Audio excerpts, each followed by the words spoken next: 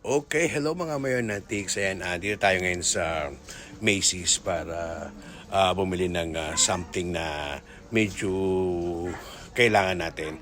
Dito kami pumunta ngayon sa may backstage ng Macy's. Ayan, so nandito kami sa backstage.